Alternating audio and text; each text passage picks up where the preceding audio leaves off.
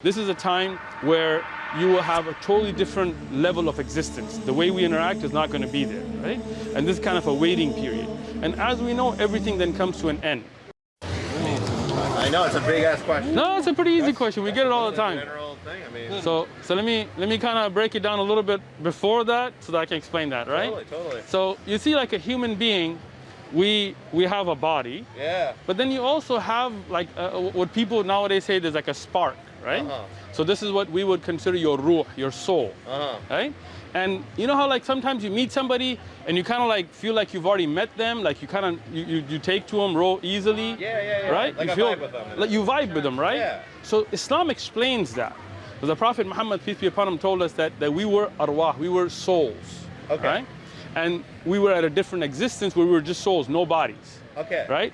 And many souls met each other. And that's why sometimes you meet somebody and you vibe with them right away. And sometimes you meet somebody and you're just not, you know, it's not clicking, right? Right. So then those souls, they transition from that life into the womb of the mother. Right? And that's a whole different life. Like if you think about it, it's a whole different existence. Like look how you right now you breathe in through your nose, your mouth, you're breathing in air. When you were in the womb, you were taking in liquids, but you were getting the same oxygen, right? You eat right now, you got teeth, you take a good sandwich, you bite it up, right? But in the womb, you got a tube that was feeding you, right? You didn't see other people, you didn't talk. I mean, imagine if I told you like you're gonna come into a world and people are gonna be dressed up like furries or whatever that is, right? You're gonna see, it would be hard to believe, right? Like think it through, like it would be hard, like what? Like I'm in this little place and this is all life is. Like to a baby inside the fetus, it can't imagine, right? But then you pass through that phase and you die from that 9-month life and you come into a new life. And in this life, the existence is all different. Like you walk around, you wear clothes, like, you know, can't imagine describing clothes to a fetus, right? And then this life lasts however long, 10 years, 20 years, 30, 100, whatever, right? That's your lifespan. Then you die from this life, right? And that connection between that soul and the body disconnects. Like, have you seen a dead body? At a funeral, maybe? Something like that. Hopefully not something that you... all right, on no, TV. No details, it's all right. Exactly. Right? But if you see it in real life, right? Like I had a friend that got shot in high school and I saw his dead body. And he's got everything, like he's got eyes, he's got hair, he's got a face, but you can tell from looking at him that spark's gone, that ruh, that soul is disconnected, right? So it's like a robot when you turn it off, you know, it just stops, right? So this is that soul that's taken out, right? And then we enter into a new level of existence called barzakh. I'm going to explain it, but I'm just giving you terms, right? This is the life in the grave, right? This is a time where you will have a totally different level of existence. The way we interact is not going to be there, right? And this is kind of a waiting period. And as we know, everything then comes to an end, right? All of the prophets that were sent, from Abraham to Moses to Jesus to Muhammad, we believe in all of them, we love all of them. They told us that, look, this life is temporary, this world is temporary, right? This will end, and then there'll be a judgment. Everybody will be brought to account for what they did. Nobody's going to get away with anything, right? God is just. I mean, you're not going to, like, you know, you murder and things, and just because the cops don't catch you, you think you got away? Nah, right? After that judgment, then you will have your final destinations, right? That's another level of existence now. Now that life of the grave, the barzakh, is finished. Now you have what we call the akhirah, the hereafter, right?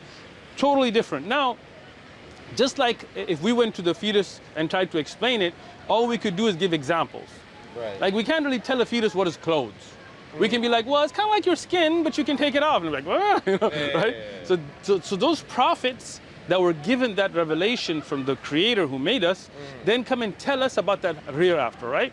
Like there's paradise, there's everlasting life, you get to live a good life. Christians have different ideas. Well, I'm telling you from Islam, like we don't believe you're going to be sitting on clouds playing harps or whatever weird stuff you see on TV. We don't believe the devil runs hell. Like that, those are all Christian ideas. In Islam, we believe in heaven. It is a beautiful place, a place that the Quran tells us and the Prophet Muhammad, peace be upon him, told us is so beautiful that you can't imagine, right? So all we can get is similitudes, like, okay, there'll be trees, there'll be rivers, there'll be beautiful places, there'll be birds, but again, it's something you couldn't really imagine from the things of this life, right? No ear has heard such a thing, no mind has thought of it, no eye has seen it.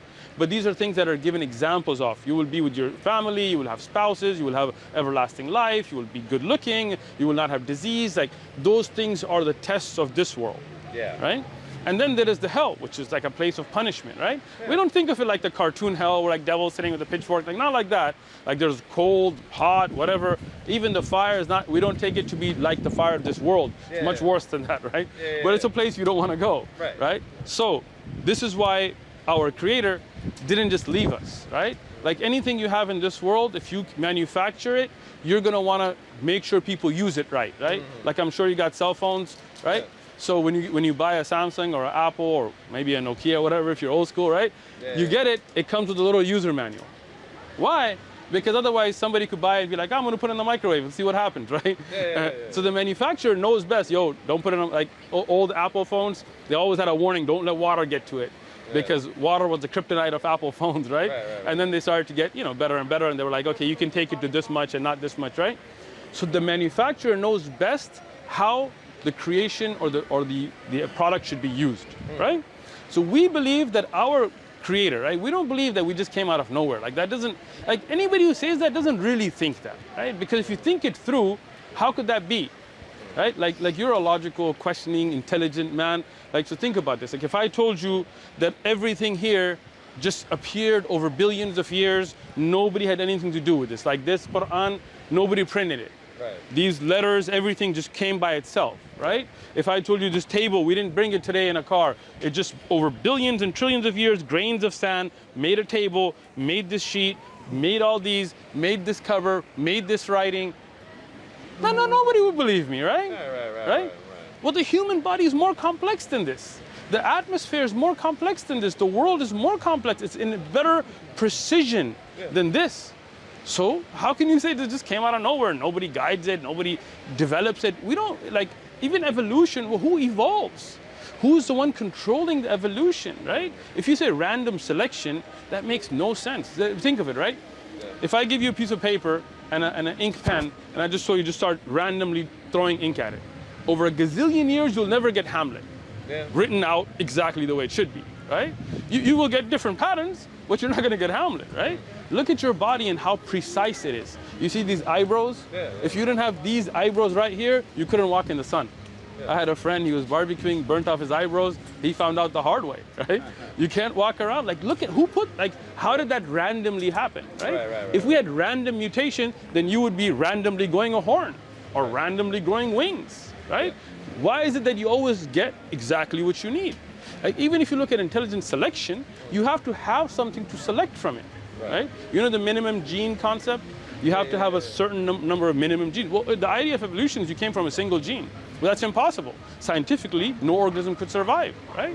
So we believe there is a creator, and that creator created us, and he made these stages of our life, and then he gave us the guidance we need to pass through these stages successfully.